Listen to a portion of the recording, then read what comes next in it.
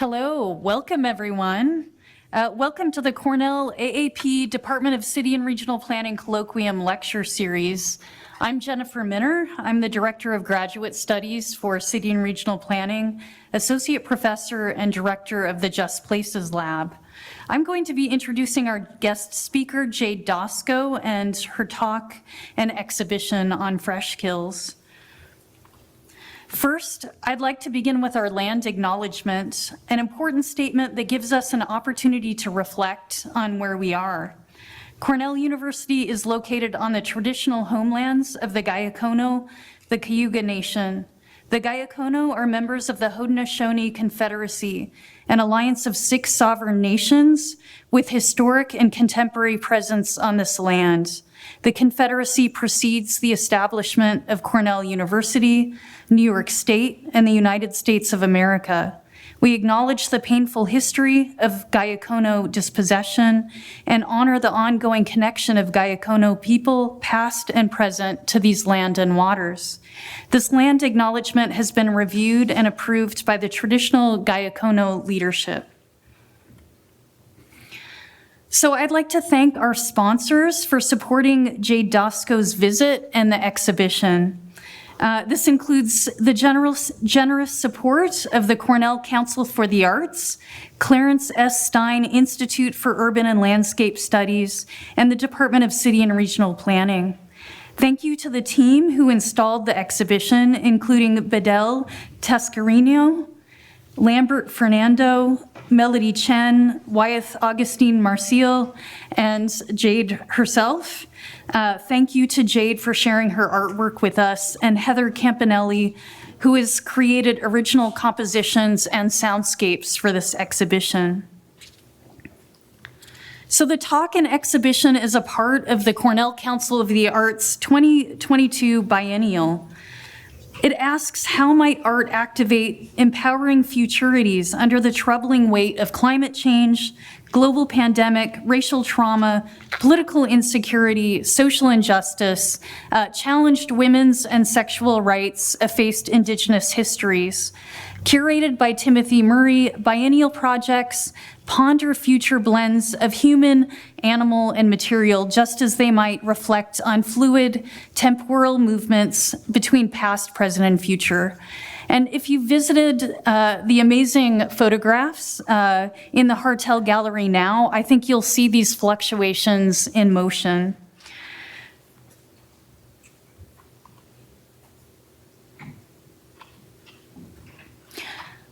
The exhibition is also supported by researchers in the Just Places Lab. The lab is focused on research and creative action, on community memory, public imagination, and the socially just care of places. This exhibition is a part of a project in which we are engaging with questions of wasted imagination. In this project, the Just Places Lab seeks to illuminate how city planning and visual media can aid in the transformation of public imagination, to see urban waste as a resource in remaking city futures. I believe that planning efforts can be greatly enriched with collaborations with artists and the infusion of art and acts of creative placekeeping. They can help us to see and communicate critically and creatively in engaging with place. Along with the exhibition, which is focused on landscape, we are also in partnership with a network called CROWD, Circularity, Reuse, and Zero Waste Development, conducting research and producing visual media, including maps, large-scale graphical posters, and videos to trace both the impacts of construction and demolition debris and the innovation in deconstruction and reuse of building materials. So stay tuned for more on the built environment. Today, we're going to focus on the highly constructed and completely remade post-landfill landscape. So now I'd like to introduce our guest, who I've had the real honor of collaborating with since about 2016. I first learned of Jade Doskow from her incredible series of photographs of former World's Fair or Expo sites. I had the honor of being invited to write a book chapter for her monograph, Lost Utopias, and incorporated her artwork into an article on assembly and care of memory. Over the past few years, it's been an absolute pleasure to work with her. She's previously exhibited Lost Utopias at Cornell. Jade is an incredibly accomplished architectural and landscape photographer whose large-scale photographs provide important insights into ever-evolving landscapes. She is the photographer-in-residence of Freshkills Park in New York City. She's known for her rigorously composed and eerily poetic images that examine the intersection of people, architecture, nature, and time. Doskow's best known for her work, Lost Utopias, Red Hook, now Freshkills, and a series of commissions for the New York Times. Doskow holds a BA from New York University's Gallatin School and an MFA from the School of Visual Arts. She is the subject of the 2021 documentary Jade Doskow, Photographer of Lost Utopias. The film's New York premiere was held at the International Center of Photography in October 2021. And also screened at the Asheville Museum of Art and in film festivals internationally. She was one of 50 women featured in the award-winning 2018 publication 50 Contemporary Women Artists from 1960 to the present. Throughout her work, a sense of timeless monumentality in juxtaposition to modern details highlights surreal aspects of the contemporary cityscape. Her work has been featured in the New York Times, Virginia Quarterly Review, Aperture, Photograph, Architecture, Wired, Musée Mag, Smithsonian, Slate, Newsweek Japan, among others. And she's on the faculty of the International Center of Photography and the City University of New York. So with that incredibly long introduction, please welcome Jade Doskow.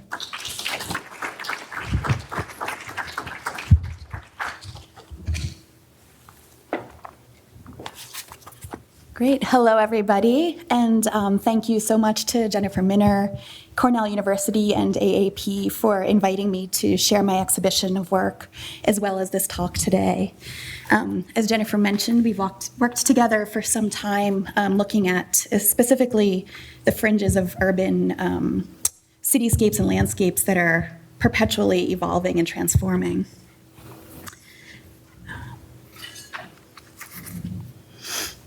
Today, I'm going to share a large amount of work from my Freshkills project, which I started in 2018, as well as share some earlier projects that kind of led up to this particular investigation. So, 1 second. Okay. This is actually a really early photograph from 2003 in the neighborhood of Red Hook, Brooklyn. So even in my early 20s as a young photographer, I was really interested in kind of liminal spaces in the city. And Red Hook was such a place. It had been a really busy 19th century port for shipping and industry. And then over the years, as many industrial neighborhoods along the New York City waterfronts have, fell into crime and disuse and a lot of neglect. So when I moved there as a young photographer, I actually moved there to photograph the neighborhood, I should say.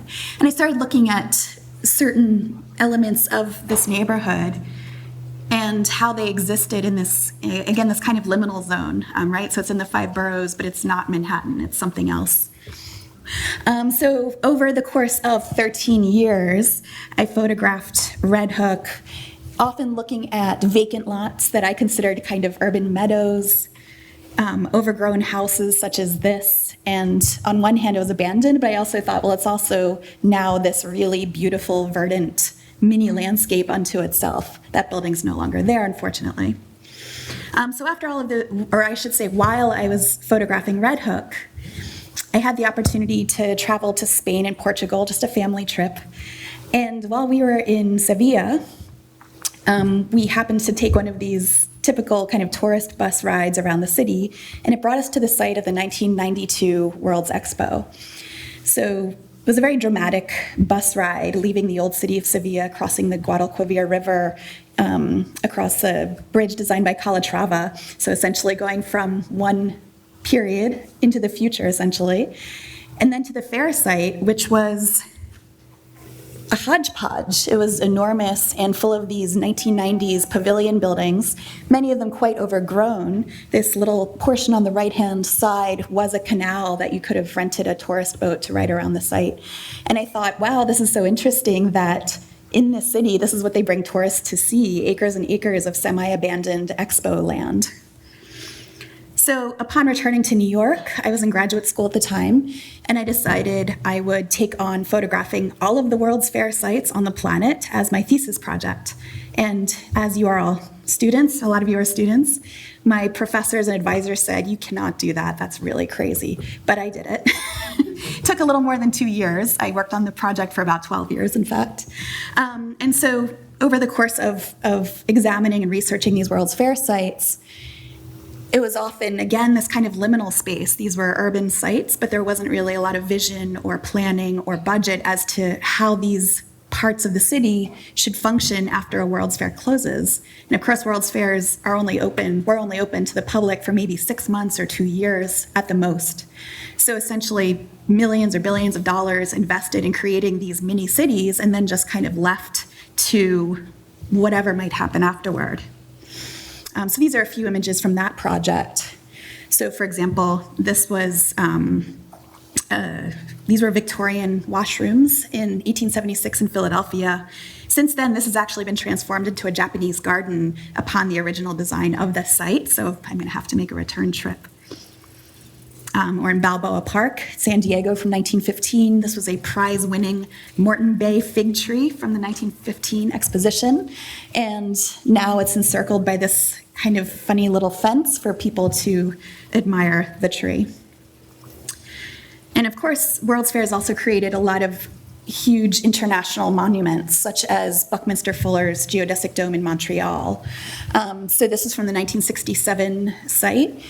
And something I kind of loved about this project was it also highlighted the imperfection of the photographic medium.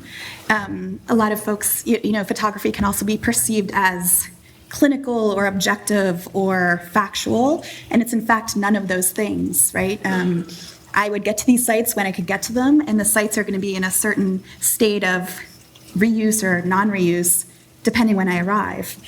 So I just happened to arrive when some architectural students had won a competition to construct a sustainable home in the shadow of Buckminster Fuller's dome. So if you go there now, this little house is not there any longer.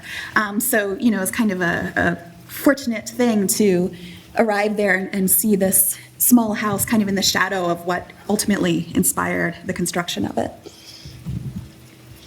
Also on the Montreal site, we have Moshe Safdie's Habitat 67, of course, constructed when he was all of 23 years old. Something to aspire to, everybody.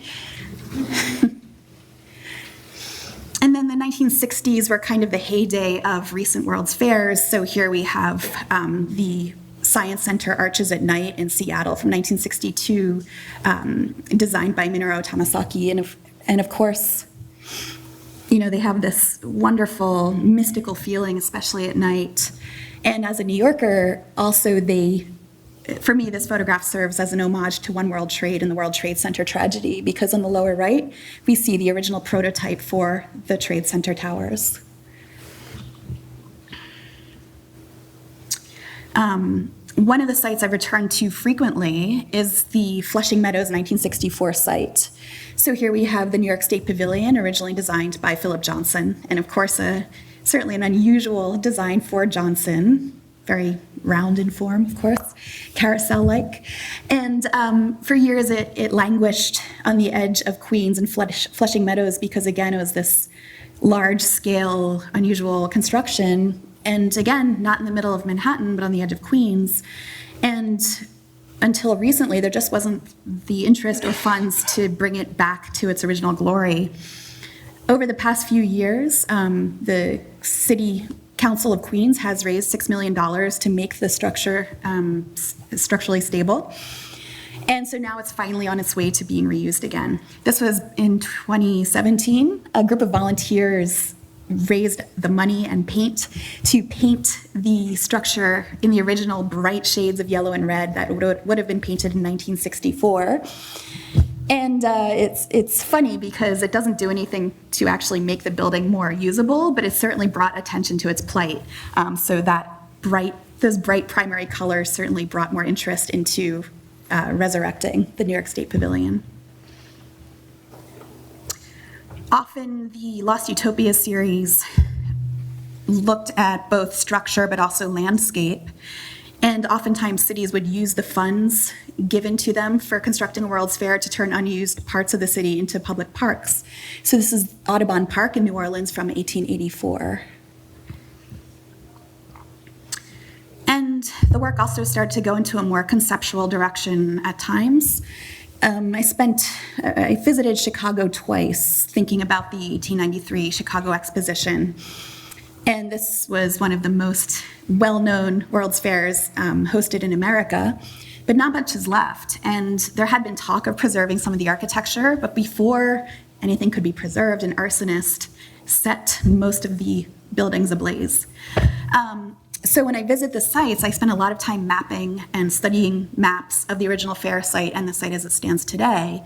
And I approximated where in physical space the largest exposition halls would have stood and made this picture. And so I think it does speak to this kind of sense of absence and presence simultaneously. So thinking about all of this, I was thinking about landscape peripherally, but not in a major way. It was never my first and foremost interest as a photographer. I was very interested in structure and the cityscape. But then Freshkills came my way. So first I just want to talk about the idea of what a landscape or wilderness is.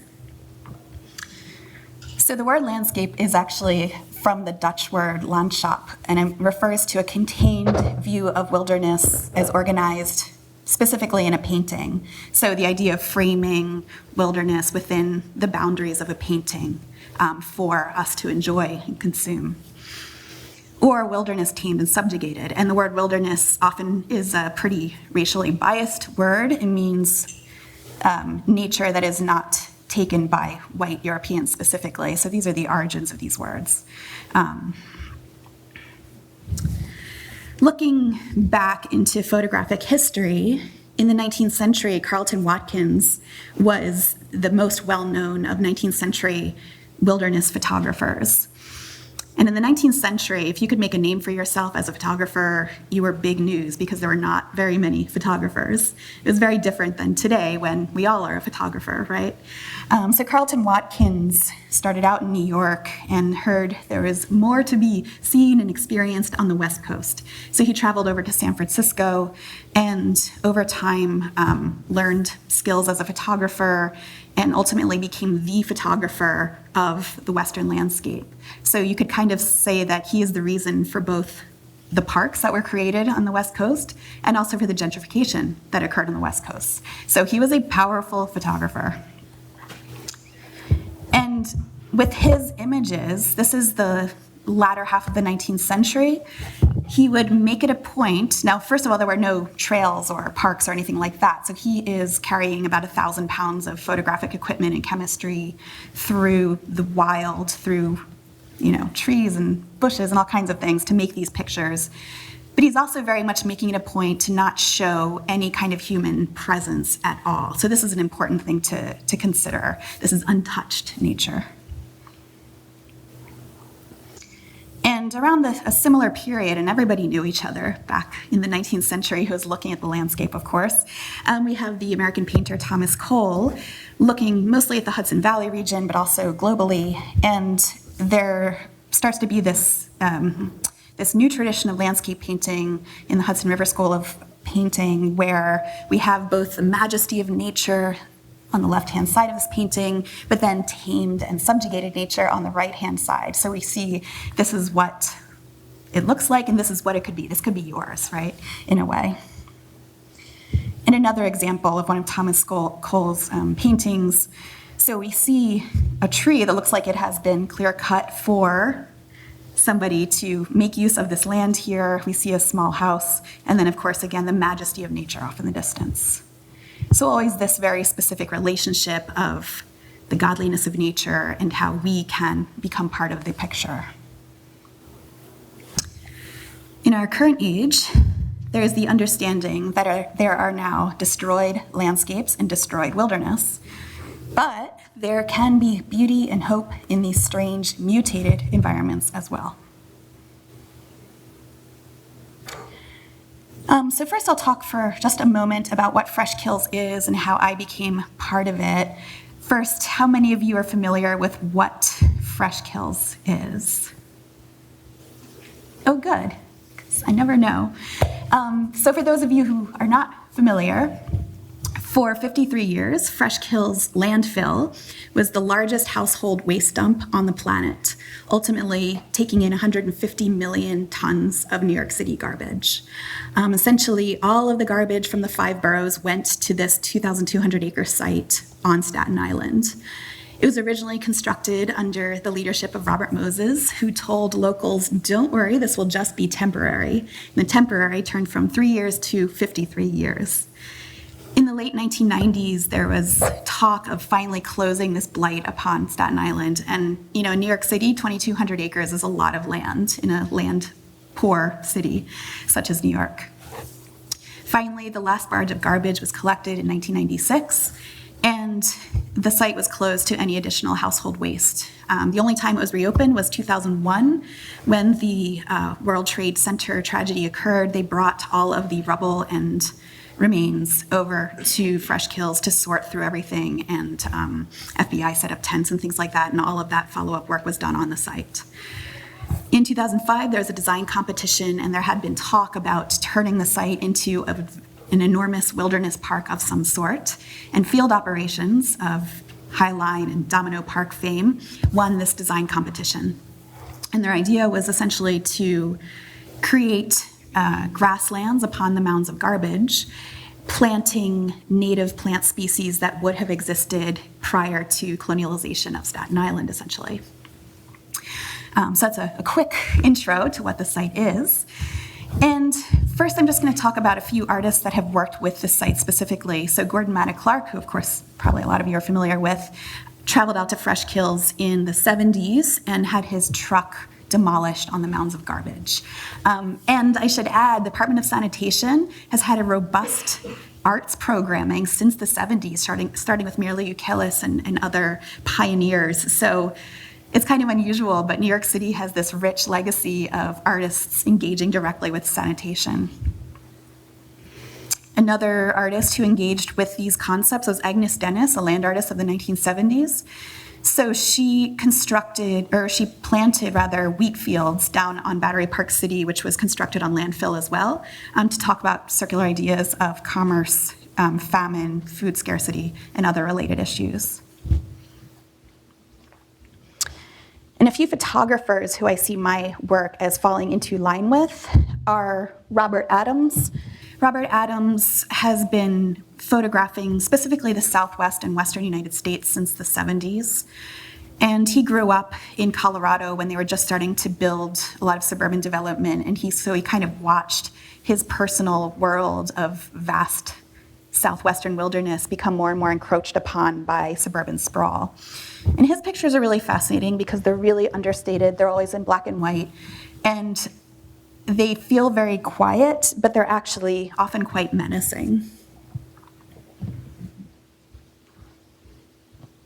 So his work was always something I had in mind, just this idea of not making the most obvious photographs about the tragedy or the opposite of what's going on, but something more nuanced. And another photographer often dealing with environmental concerns is Richard Misrock, also West Coast based. Misrock photographed the Salton Sea at great length, and this is, of course, another environmental tragedy in our country. And his photographs are beautiful and sublime, but yet they show this incredibly toxic body of water in this otherworldly manner, begging the question of what is happening here.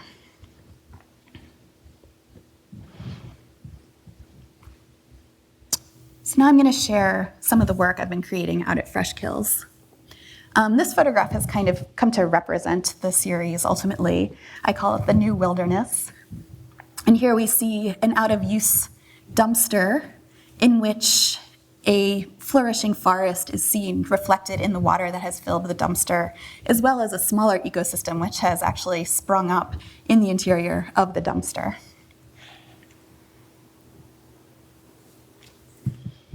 And this you might have seen around the building. This is a pile of wattles. And so now I'm going to share kind of these different chapters within the work I've been doing out at Freshkills. I started the project in 2018, and I photographed there about 50 times at this point. I'm the photographer-in-residence, so I have a really nice relationship with both parks and sanitation as an active engagement with this landscape. It's not open to the public yet, but as a student, you can schedule to visit there. Anyway, these are called wattles. And wattles are used to help control irrigation and also erosion around the borders of newly planted grasslands and meadows that are out on the Freshkills site. And both of these pictures are from a part of the site called the West Mound, the largest part of the site at 545 acres. It's also where the rubble from One World Trade is buried, so it's kind of a sacred ground within the entirety of the site. This is a new stormwater structure with gabion walls for, again, erosion and irrigation control. And you can see the water is stained a very strange color. The soil at Freshkills is brought from all over the country, and sometimes the soil is very iron rich, and so when it rains, it causes the staining of the waterways. And here are some of the out-of-use dumpsters. And I don't know what's going on with the sanitation workers out there, but oftentimes I would return to the site and the dumpsters were reconfigured in some way, almost like giant Legos. So I don't know if they had too much time on their hands, but they would often jumble them up in these funny ways. And this photograph, I think, is a good example of the complexity of this landscape. It's highly imperfect in many ways. And just to quickly describe what you're seeing here, there are 4 mounds, east, north, south, and west, that comprise Freshkills. And each one is constructed as a mound by the garbage beneath it. There are elaborate systems of engineering and that help this landscape to function. So it's a very engineered and totally human-made landscape. The objects you're seeing in the middle there are methane wells, so it's for the methane gases to burn off from the garbage underneath. And then we see a tree to the right, which isn't quite as full as it could be. So in the original master plan, designed by field operations, there were no trees in the plan. If there are too many trees, the mounds will collapse.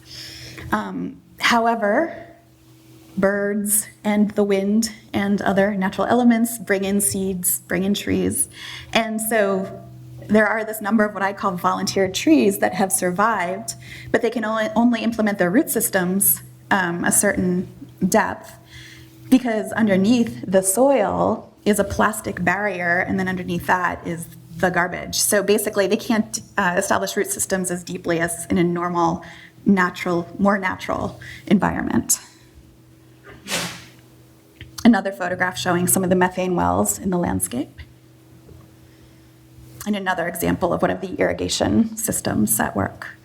And you have to have a lot of vision with Freshkills, and I realized after a few years of working, you have to be kind of a committed optimist in a way to really see the future in this site, because ultimately none of this will be visible. There will be giant blowing meadow grasses, and you won't see all of this infrastructure. But this is a newly capped and newly finished mound, so we can see all of this infrastructure first and foremost. There's another example of gabion walls and stained red, iron-rich water. And this was an irrigation device that was designed specifically for Freshkills.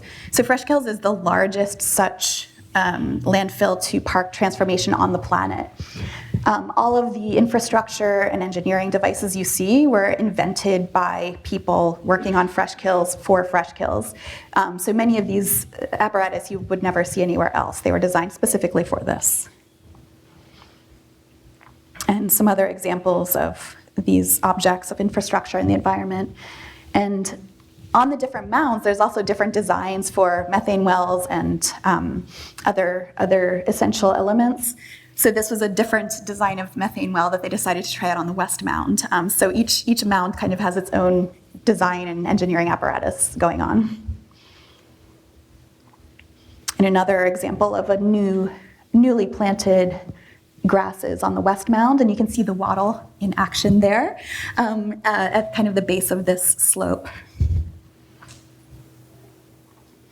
And this is what it would look like right after capping the mound. So capping the mound essentially means they've sealed up the mound under really thick plastic, brought in the soil, and then they put this biomesh on top of it. So that's what you're seeing here, kind of subtly. So the biomesh also is the sort of membrane to keep the new soil in place as the plants start growing.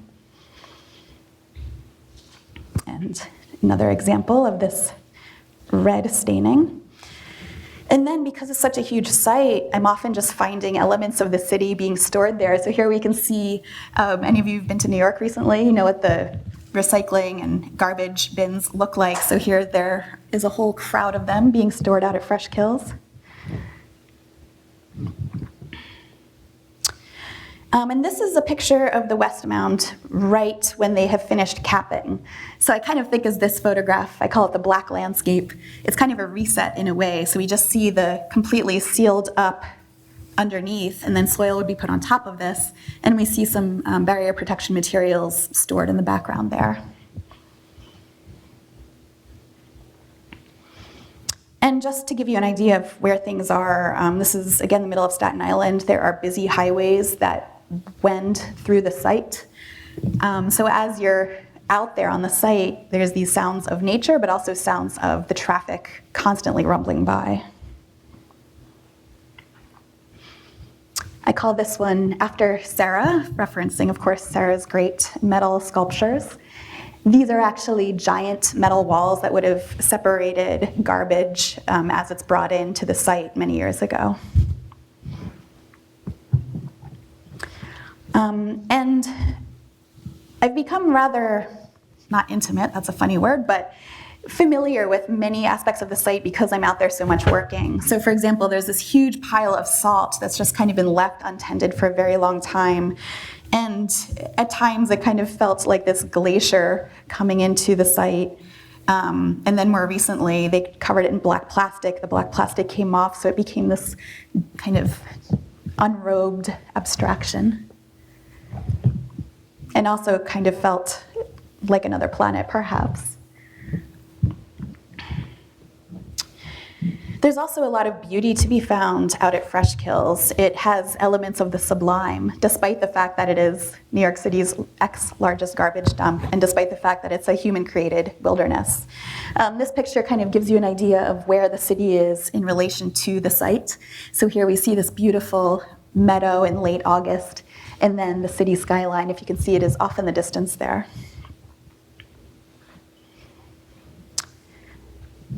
The topography of the site is very unusual. And you know, after working on this for so long, now I just see human intervention in every single wilderness area that I'm looking at. I live in the Hudson Valley, so now everywhere I look, I think, oh, this isn't real. This has all been constructed, which probably it has. This, for example, is a methane, another kind of methane well. And again, because this is not a normal kind of parkland or wilderness in any kind of way, sanitation has to mow the site several times a year to prevent forests from establishing themselves, because if a forest establishes itself, the mound will collapse. The only places they can't mow are near methane wells, and so then we get these little bursts of taller grasses or trees, and I don't know if you guys can see it, but there's actually a little fox. I can't zoom in. This is in the exhibition, so you can go see. There's actually a little fox living, there's this little face, living in this methane well. And, you know, again, just the beauty of this site and the complexities of it as seen in this bigger landscape here.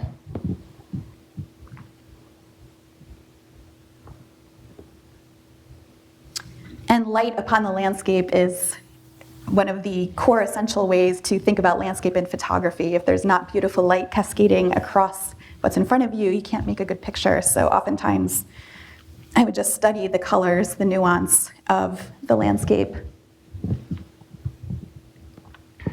And this was last year during a hailstorm. It was really quite extraordinary. And it's very open when you're there. When you're there, it does not feel like the middle of New York City in any way. So now I'll move on to some behind the scenes of what makes everything work. This is the rooftop of the leachate treatment plant. So leachate is the liquid that drips down out of rotting garbage into the waterways. So the water is then piped from the perimeters of Freshkills and brought to the leachate treatment plant, where it undergoes a very lengthy process of organic and inorganic treatments before it is then re-released into the waterways around the site. This is one of the labs in the treatment plant. And a temperature recorder. These are, they have a great name, sludge blowers. And another lab. And another lab. And it's really quite fun photographing in these places because the engineers and the scientists that are there, they're very proud of the transformation that they have enabled. And so they're really thrilled for me to come in and photograph the work that they have been taking on. These are binders and binders of plans and such for the leachate plant. Now, Freshkills is not taking in garbage, but humans are still making garbage, right? And the place on the map where Freshkills is situated is directly south of the New Jersey Industrial Corridor and New York City. So even if Freshkills is not taking in garbage, there's all kinds of stuff falling into the waterways and washing into the Freshkills beaches. It's surrounded by the Arthur Kill, Main Creek. I can't recall the others, but there's several waterways that wend around the site. So I think of the beaches of Freshkills as kind of the battleground where the rest of the site is so pristine now, but yet nobody can prevent these things from washing in. And I realized that over time I've actually been tracking these specific pieces of garbage. So as Jennifer knows, I was really obsessed with this milk jug for a while, and I photographed it in several iterations over the course of a year.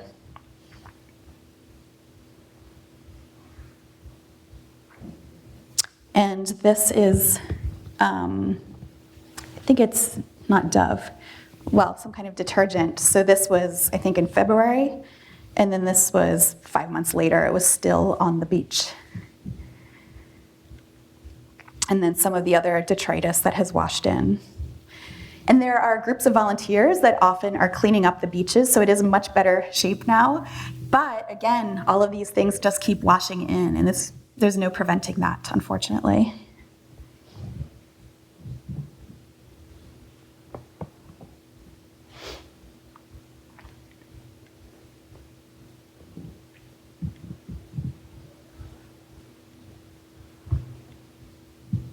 So next I want to talk about seasonality out at Freshkills.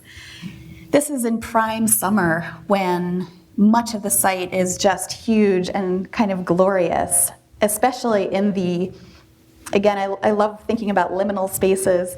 These are kind of the liminal spaces within Freshkills. There's the main central parts of the mounds, but then there's these fenced off regions between the waterways and the sanitation roadways that nobody can really get to maintain. And so then it's kind of a free-for-all. So in this picture, we're seeing about 20 different species of plants. The Freshkills biologists could speak better to the plant, what the plants are, but you can see there's a robust amount of wilderness that has returned to the site. And here are some of the meadows in glorious light just a couple of weeks ago, actually. So this is all early fall.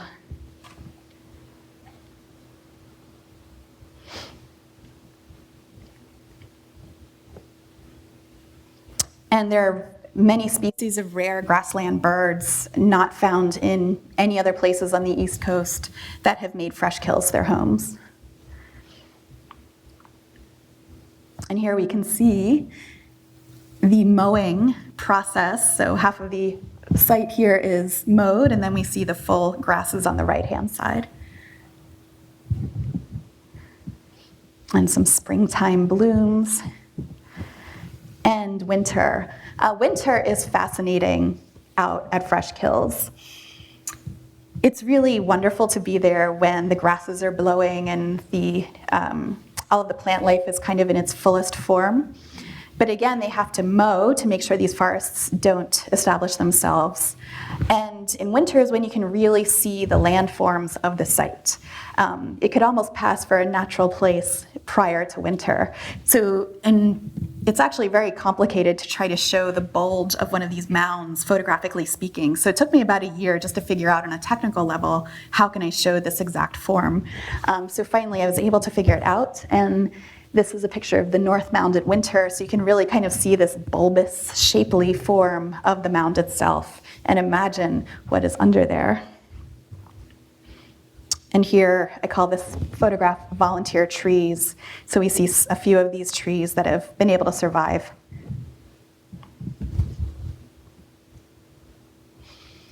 The trees have become another fascination of mine, again, for the reasons I described earlier, that they really have to be quite hardy to survive the conditions that are not so natural. So these are a few of the trees that I've been returning to repeatedly. This one I call the fan tree. And then a few more at the top of the North Mound. And some beautiful flowering blooms in springtime. And then here is another tree that is being choked to death by vines. And again, because this isn't open to the public yet, it's still very much a site in transition. The Parks Department staffing is only maybe 5 people. And then there's a very limited core number of sanitation workers who are out there as well. Technically, the entire site is still controlled by New York City Department of Sanitation. So the forested areas aren't maintained or treated in any way. They're just, again, this kind of free-for-all. Out on the East Mound, there is this kind of rhythmic topography of these methane wells. So this kind of shows a fuller view of what these smaller methane mounds look like. And up close.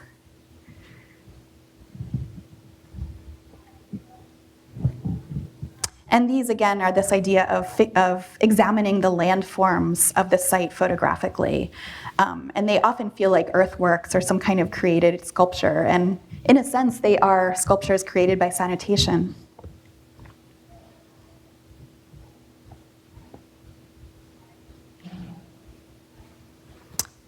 And until recently, there were lots of materials being stored on the top of West Mound for distributing around the entire site. And this also had this really otherworldly feeling. It felt like cliffs in a desert somewhere.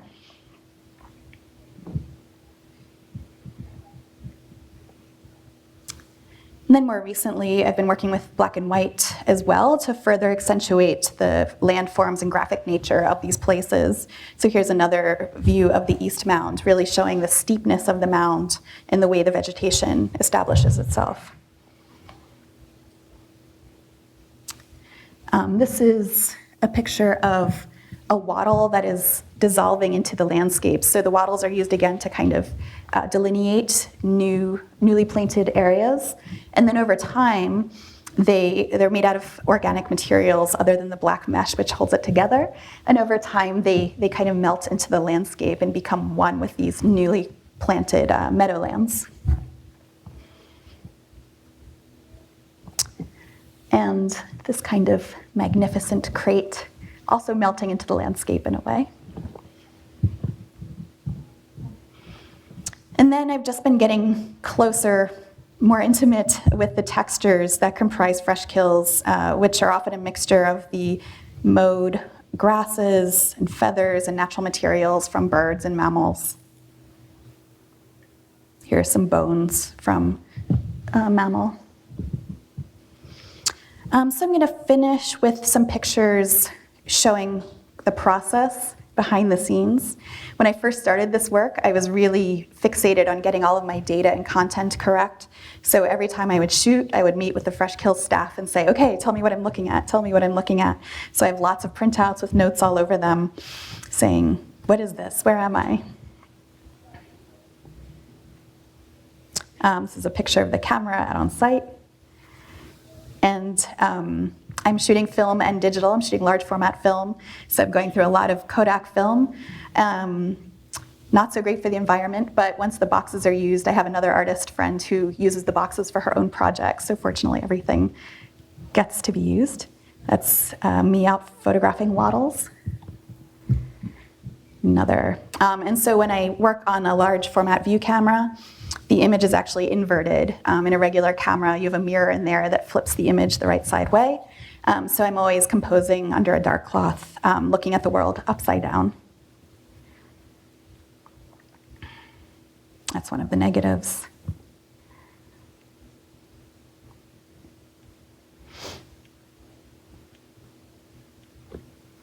That's my son during a test print. The family always gets involved in it somehow. So these are some of the test prints from the show that's currently on view with my production partner, Carl. And in 2020, the New York Times featured a really beautiful 3-page spread about the work I've been doing. And believe it or not, it took us 2 years to get this article to print. It was supposed to go to print in March 2020. And we know what happened then. The world transformed. So it was actually didn't end up happening till that August, but I was very thrilled, and Freshkills was really thrilled to have this kind of positive attention on all the work that's been going out there. And they did another nice little side article just about my work.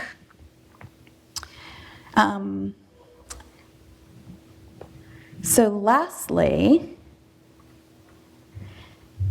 over the last year or so, I started collaborating with a friend who's a sound artist and composer. And because thinking about Freshkills, I was often thinking in sound, and I've played the piano my whole life, so I'm always kind of thinking about the sound of things as well. And when you're there, again, you hear the rushing of the meadow grasses, you hear fire sirens and things like that. So the sound really matches the concept and content of Freshkills as organic, inorganic, natural, unnatural.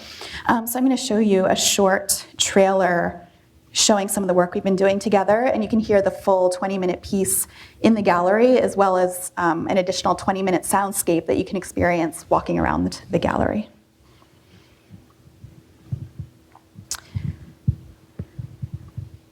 So the sound is by Heather Campanelli.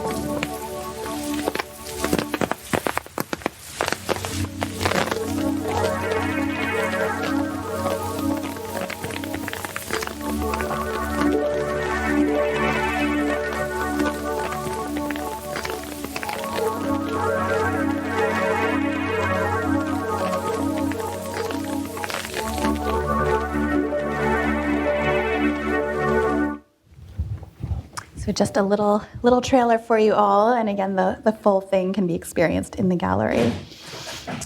And lastly, a student here, Melody Chen, has been creating some really great video pieces, and she and Jennifer and the Just Places Lab folks came out and joined me on the site. Was it in August? This past August, and Melody made 2 really lovely video pieces. It was July. July, okay. Really, yeah, amazing to be out there in place, to see Jade in action, and to see these amazing landscapes. So we have a couple of, we have a couple of clips produced, and they're also in the exhibition.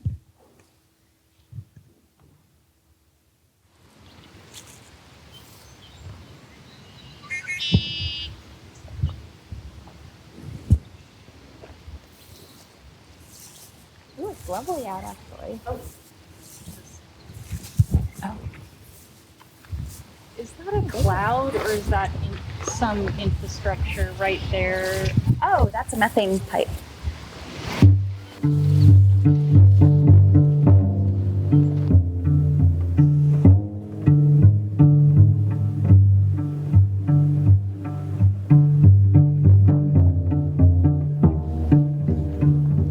Welcome everyone to Freshkills Park. Freshkills is the largest landfill to park transformation project in the entire world because it was the largest landfill in the world. Anyone who lived in New York City between 1948 and 2001 who threw something away helped build Freshkills.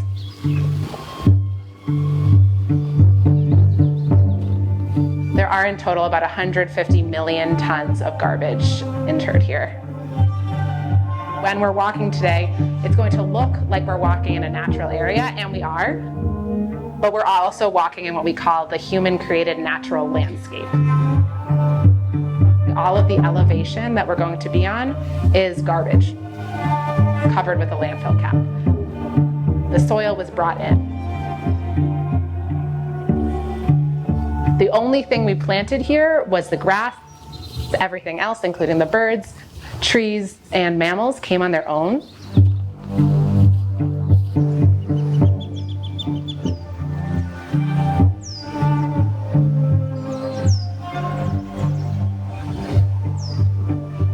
When you think of public sites, you think about public good. You don't necessarily think about public blight.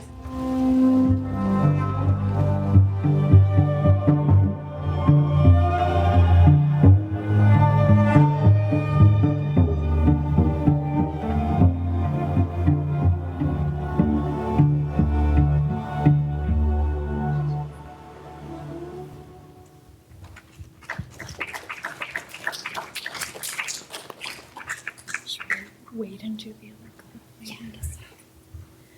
Yes, everyone, thank you so much. I hope you enjoyed learning more about my work and also what's happening out in this unusual part of New York City. And thank you again for inviting me. Thank you, Jade. So now I'd like to open things up to questions. We'll be coming around with microphones. Yeah. Oh, you're convenient. Okay, I'm an alumnus here at Norman Turkish. Did anything replace that within the 5 boroughs of Manhattan, 5 boroughs of New York City? Did any landfill replace this one? That's a great question. No. Unfortunately, because again, New York City has a limited amount of land and nobody wants their garbage in their borough. All of the garbage is now brought to Pennsylvania, Northern South Carolina, Virginia. Hopefully it won't reverb. Yes, is that better? Okay, I will repeat. Yes, so because nobody in New York City wants their own garbage in their backyard, of course, all of New York City's garbage is now going out of state, often to Virginia, Pennsylvania, North or South Carolina. So unfortunately, the waste trail continues, not in New York City.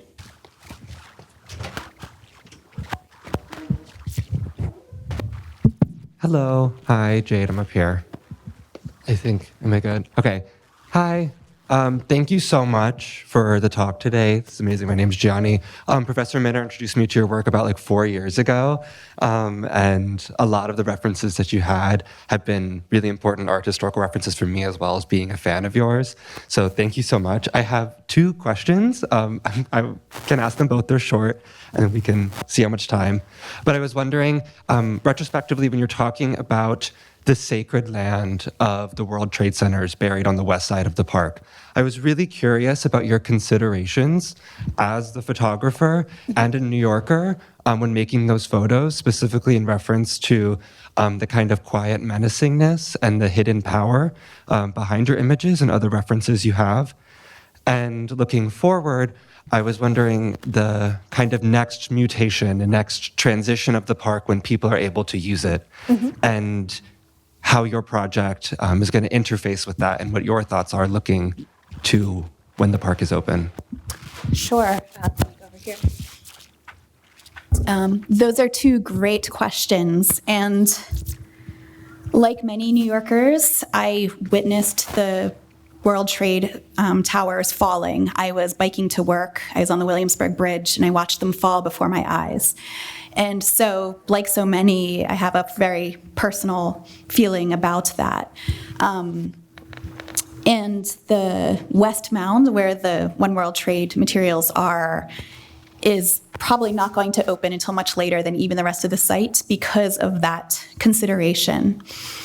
And sanitation has constructed a flagpole right on the center of where One World Trade lies beneath the soil.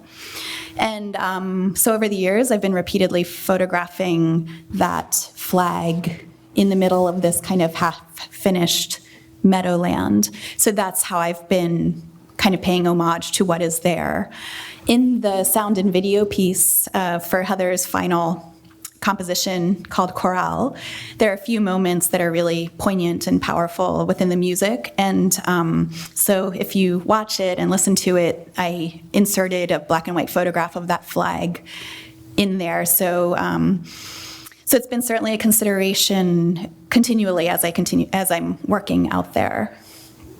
And sorry, what was the second? Just looking forward into when people inhabit the park and yes. what in that mutation. Certainly. So despite the massive size of Freshkills relative to New York City, and just to give you all a sense of scale, Central Park is about 600 acres and Freshkills is about 2,200 acres. So it will fall into the category of one of the largest New York City parks. Only I think Pelham Bay and Van Cortlandt might be a bit larger, but it will be significant in regards to New York City public space. That being said, Freshkills is a really complicated site on many different levels. It can't be open to the public until it matches certain criteria, of course, of safety and consideration, and funding is quite steep for 2,200 acres of parkland. North Park Phase 1 is going to be the first public portion of the site to open. It should open in a year or 2. So keep your eye out. It is 22 acres or 23 acres out of the 2,200. So certainly that will be really interesting once the public is invited to actively experience Freshkills from this small portion that's open. I personally have mixed feelings about it because it's such a large amount of land. Birds and mammals are kind of comfortable there because there are not a massive amount of humans interfering. So it really feels wild in that sense. You know, I'm always seeing foxes and deer and all manner of birds darting in and out of the grasses because there is not the public there making a ruckus and causing disturbance. So personally I have mixed feelings because right now it's a very special place. I think similar to the High Line. If you look up Joel Sternfeld's photographs of the High Line before it was transformed, it was this magical meadowland on the west side of Manhattan. And now it's this overly touristed, overly built up part of the city. Locals don't go there, So I don't think that would happen to Freshkills because it is Staten Island. Staten Island is an outlier of the 5 boroughs. It's hard to get to. So I don't think it will be High Line-ified, but it's a big question mark as to how much of it will open and when, and and how that will interface with the larger public of New York. Over here. Hi, Jess. Thanks for sharing. I guess my question is a broader one. So on the one hand, the geographers may argue that we have entered an age of Anthropocene, and humanities have like transforming the landscape of nature in an ever massive way. But on the other, like all those disasters the cities are facing, cities have become like ever more vulnerable to nature, to stuff like that. And also your photographs kind of show how nature like readapt to humanities, come back, or even like revenge, and reminds us that like we are just small creatures living on a world of wilderness. So I guess my question is, I'd like to hear some of your more sharing of the relationship between nature and humanity. Certainly, and that made me think about our recent collaboration in, I think it was this past January. VQR published a really great portfolio of the Freshkills work with writing by the Scottish writer Cal Flynn.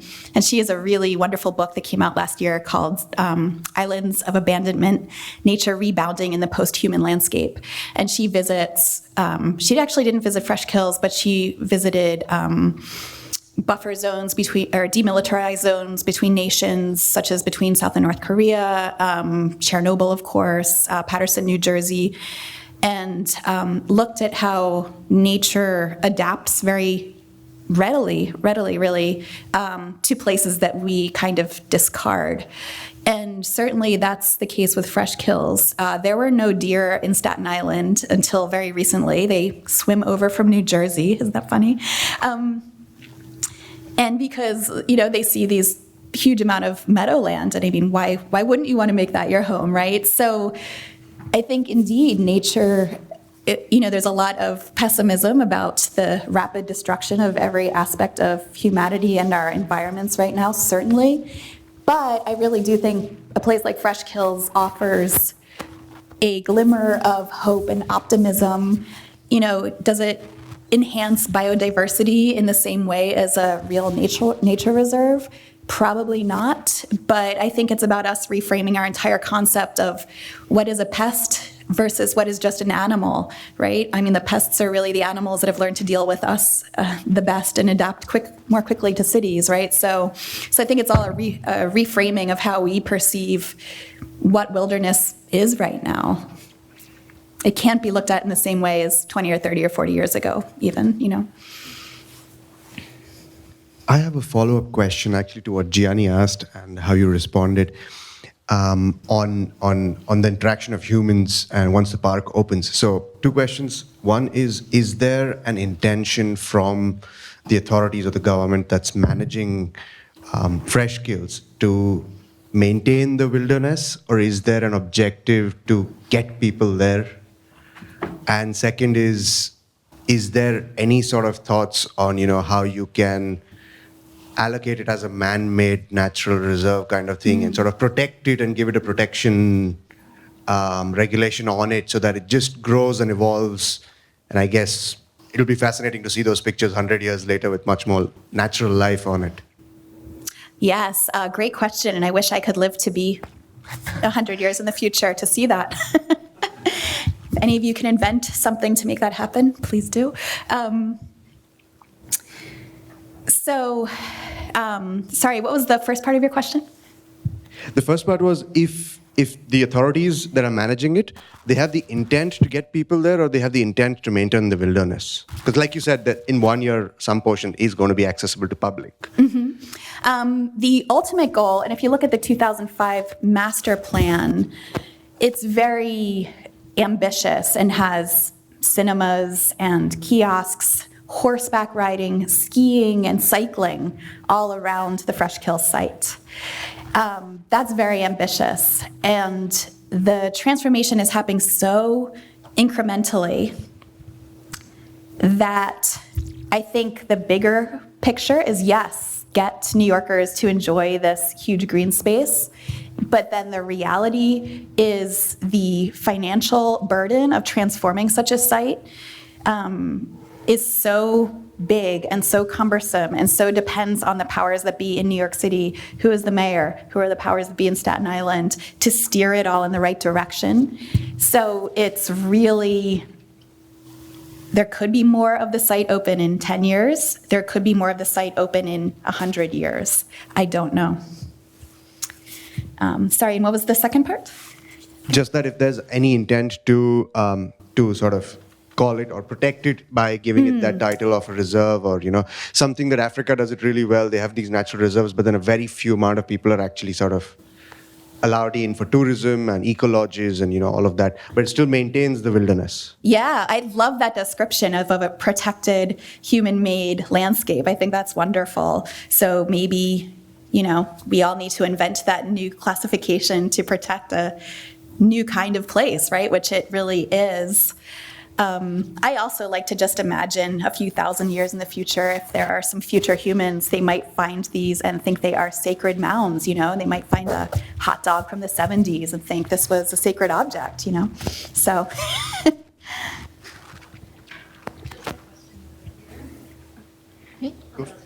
Okay, great. Thank you so much for this really lovely presentation. So many things that are very inspirational here. And, we just came back, a lot of us from New York City on our annual fall field trip. And I think a lot of students were reflecting on just how long it takes change to happen. And I think what your photos also show as a method, as a way of seeing that if you have the patience to really look, how do you understand a place and the seasonality and the changes over time? I think if we had our students go out and observe and understand cities in a way that's not about spatial mapping, where everything is flat and instantaneous, but to see continually change over time, they would understand it in a really different way. So thank you for sharing that with us. I have two questions, like many people are. I'm happy to repeat them, but I'll just say them all first. The first one is, I think there's an interesting arc of this conversation where you began with how photographers chose to represent the American West, and that initial vision that I'm forgetting the first photographer's name that you showed, but he deliberately chose not to show people in the photos, creating this idea that there is a wilderness when in reality there were indigenous peoples who created the landscape as it was through fire management, through other things. Mm-hmm. So throughout this time, there's never really just nature and wilderness. There is always a human-produced or human-impacted environment. And so I'm struck by your photos because there are no people in your photos.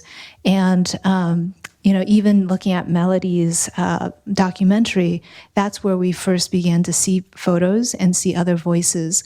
So I'm wondering how you see yourself as a photographer in this legacy of what kind of a story and a narrative is presented about this arc between a conserved pure nature, like African reserves, again, another place where it's always been engaged with human and environmental interactions. Mm-hmm. The idea that there is a kind of wilderness, and then this idea of a populated, human-impacted environment. Like, what is your role? What is the message you want to convey in that broader historic legacy of photographers, and what message they present? So that's one big-ish question. Okay. And my second question is, within our college, we have a new Center for Cities. Mm-hmm. And we just had a lovely symposium where maybe for the first time or first time in recent memory that all three departments really had a set of conversations together. And I was asking the organizer, our professor and the director of this, she featured this artist. There was another artist being exhibited who has done this very incredible drone imagery of inequality on the land, where you can really see one side is slums and one side is swimming pools. Mm-hmm. How do we understand that? And I was like, wow, you found the one photographer who can bring the architects, planners, and art together. How interesting. Do the artists think that guy was an artist, or was he some other kind of a photographer? And she said she asked the director of the Department of Art that question, and he was like, you've kind of misunderstood the purpose of art. Art is not to create something for a purpose. It is maybe more abstract. Now I'm telling you this like third hand. Sure. But I'm wondering for you to share this, what would you say for us? And most of us, I'm guessing, here are from the city Department of City and Regional Planning. What is the interface and the possible interaction between artists and planners and photographers and planners, because there is so much potential, and I think this is why Jenny has brought you here to share that with us. But what maybe like a lot of that is implicit in your presentation, but I wonder if you could speak explicitly to how our fields can better engage with each other. Certainly. So first, I'll respond to the first question. So Carlton Watkins, for example, he was such a pioneer. There were not many predecessors at all who had photographed the landscape period because photography had not been around for a very long time. But at the same time, he was certainly often beholden to the people who would fund his endeavors and things like that. So there's, all of fine arts have a long history of patronage and things like that. So I think that always comes into play. And for my own work, I'm the photographer in residence, but I'm self-funding my own project because I don't like to be beholden in any way. And, I think some of the other artists I was presenting, Robert Adams, for example, his work started in more of a questioning way, how a suburban sprawl starting to impact upon the landscapes and environments in the Southwest. But then it turned bleaker, his work, I should say, turned bleaker and bleaker, and he's now still photographing in his 80s, and he has been tracking old growth forests for 40, 50 years, and now is photographing the huge tree stumps that have been clear cut and washed down on the beaches where he lives in Oregon. So I see my work very much falling into line after Adams, although his ends on a very bleak note. Based on his very personal and very close relation to the natural environment of Oregon and the Southwest. For myself, again, I think our current relationship to the natural world is transforming in a robust way. And, I have a son, and so I often think, wow, well, so now most animals he can only see in the zoo, right? And not in the wilderness or something like that. So, it's a very different world than before because of how we've modified the landscape and the environment. So I guess ultimately I see this body of work as showing that we're in this crucial kind of crux point in time where all of our feelings, attitudes, and actions have to shift a bit in how we perceive the natural world, because it can't ever return to what it was. It has to move forward in some kind of fashion. And certainly Freshkills is really imperfect. It has to be maintained constantly because of what these mounds are comprised of. There's no idea of how it will actually age into the future, really. But I think it really helps represent our specific relationship right now to the natural world. And then the second question about how artists can interface better with planning. I think conversations like this are great, certainly. And there's another artist in residence right now, Sto Len, who's working with Department of Sanitation specifically. So he's leading a lot of workshops, bringing people to contaminated bodies of water around New York City and cleaning up and together and things like that. So I think working with artists firsthand, such as Jennifer's students came with me to bear witness in the real world how these sites are impacting cities, I think is really a great way to work together to start, right? Just to kind of perceive these places of change from a different view than somebody from parks or somebody from sanitation who is a very specific, it's their work in a different way. So I think just engaging directly with artists who are working out these kinds of ideas is a great way to move forward. Artists and the art world, it's very diverse. I think your comment sort of hinted toward maybe some people placing boundaries around artistic practice. I also want to point out, though, that art and planning are not so separate, and some of us, Gianni, Melody, many of the others of you, have artistic or creative practices. And I would say in planning, mapping is actually a form of media and artistic practice. And also in collaborating with full-time artists, there's lots of different ways that planning can really engage, from creative placemaking projects together to developing curriculum together. There's all sorts of different ways that that planning and art can work together. They're not really such separate worlds. They don't have to be. Next question. Hello, thank you so much for your presentation. Coming from a sustainability background, I really appreciated the insight on this project and how we approach waste management. So based on your photographs, I'm curious to see the progress of secondary succession. So do you think this Freshkills sets kind of like a precedent to how we approach waste management and planning for landfills? I think there's a lot of discussion, especially in New York City, about these questions.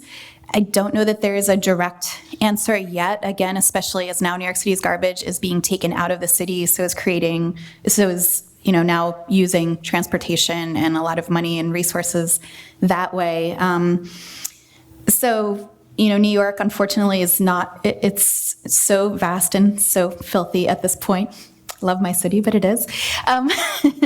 That, I don't think there's any clear direction right now from Freshkills in regards to how to deal with the city's garbage. There's a lot of small efforts underway, of course, to get people composting and things like that, but ultimately there's not a unfortunately, great solution.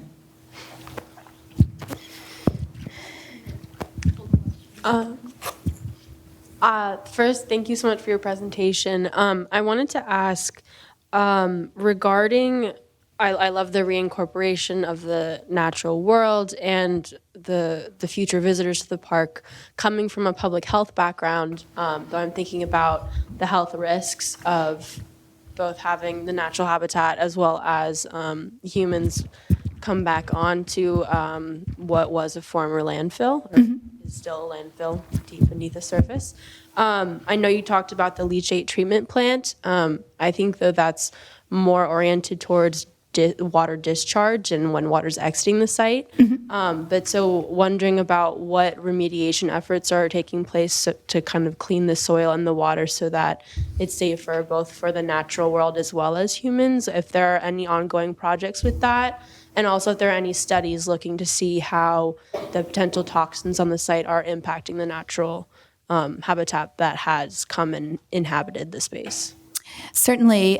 So again, the soil brought into Freshkills is placed on top of the mounds of garbage. So there's the original soil of the site, and much of the site was originally marshlands. And unfortunately, starting in the 1700s, white settlers came along and said, who needs these marshlands, and started dumping around Staten Island as early as the 1700s. So marshlands aren't coming back.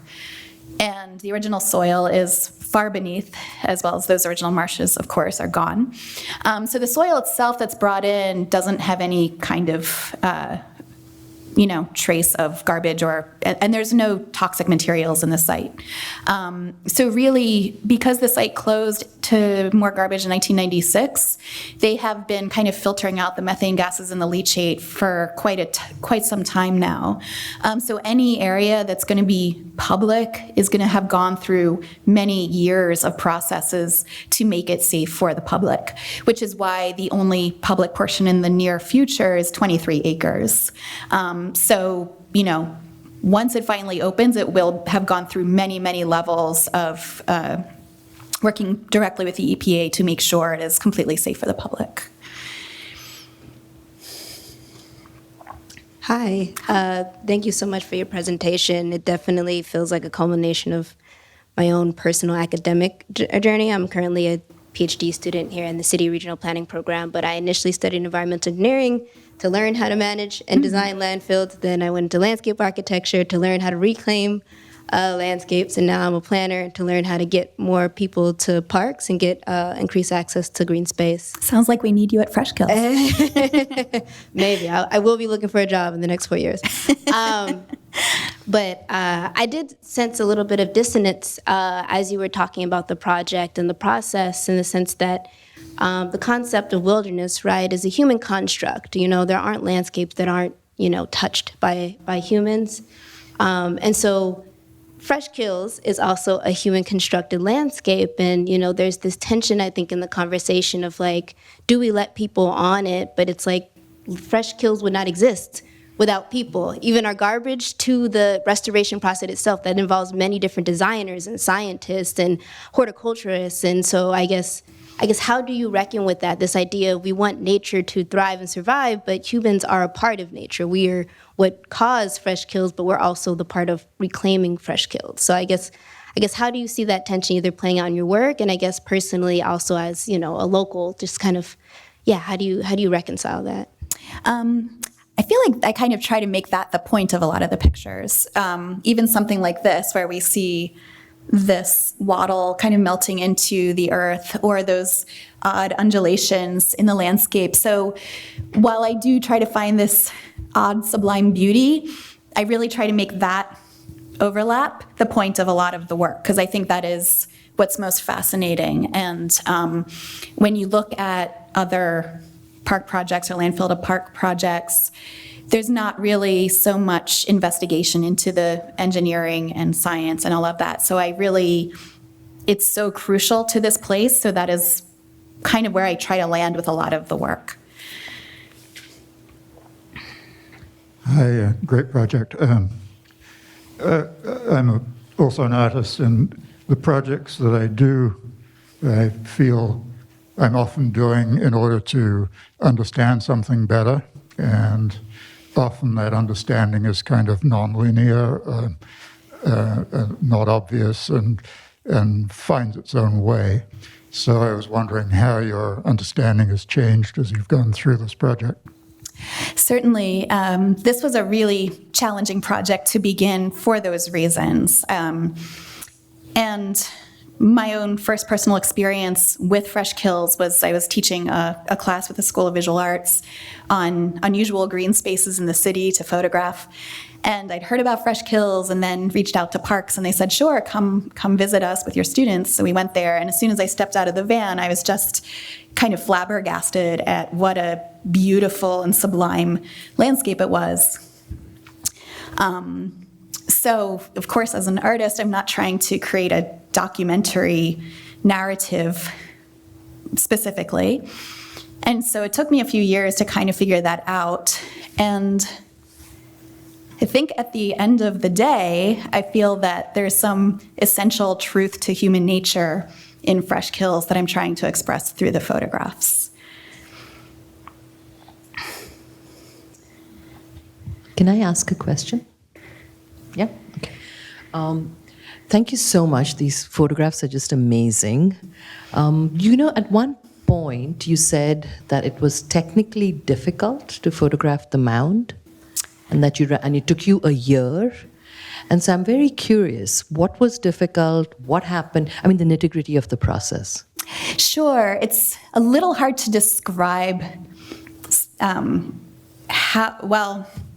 So I'm working with this big camera in which you can control the perspective. It's one of the reasons I use an old-fashioned 4x5 camera. You can actually skew the planes and angles to exactly mimic the perspective of what you're seeing, whereas a smaller camera, it's just, you know, the plane of the camera, and that's kind of it.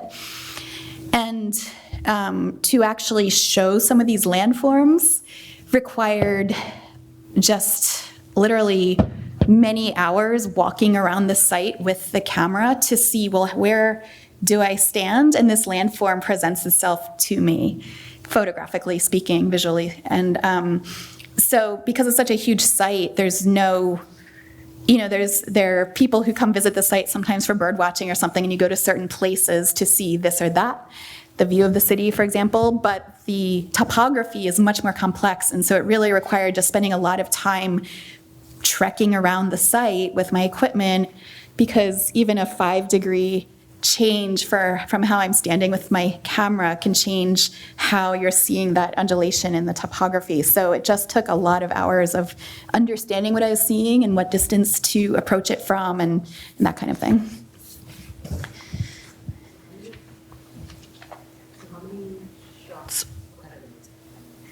Oh. Is it working? Oh, there you are, yes. So how many photographs would you have taken before you found the one?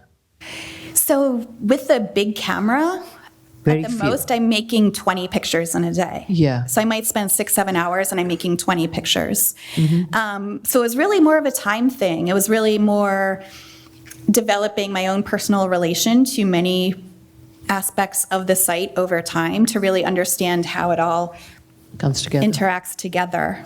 So it was really time, my own time being there to understand what is what and how to approach it.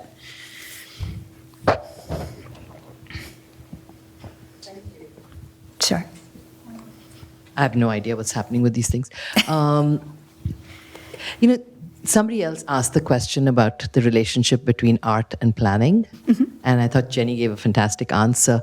But I'm listening to you and I'm thinking, especially when you talk about method and process, there's so much there, right? It's not a direct, and I love the way you said, I'm not documenting. You are, but you're doing it as through your method, through your process. But it's not documentation like how we talk about it. But the question of method and the question, and your description of this year of listening and walking and then finding that right, sort of generating the knowledge about place in order to be able to see it. Yeah. It's how we talk about place in planning. Right? That you need to generate knowledge about. So many of the places we work in don't have demographic data or, corporations interested in them and churning out stuff based on social media or whatever else. And so this question of generating knowledge of place, which is what I'm hearing and seeing in your presentation, and it's so very beautiful. Thank you. Thank you. Yes, and I found, as Jennifer knows, most of my projects are very long-term. So Red Hook, I spent 13 years photographing. Lost Utopia is 12 years. This is now at 4 years. And I think there is this essential need to absorb fully the place to express it correctly. So I think, yes, and in art and planning, this would parallel. It's almost like a marriage. It's bringing place attachment to place commitment in a really fascinating way. Thank you, Nima, for pointing that out. That's great. So I think we've run out of time. I want to invite you all to, there is an opening reception. And please come to the much more intimate setting, and you can hear firsthand in front of the photographs and ask questions there as well. So that's at 5 o'clock in the Hartel Gallery. Apologies for conflicts with Association. If you happen to be going to Association, please feel free to stop back over to our reception as well. Thank you. And thank you, Jade. Thank you all.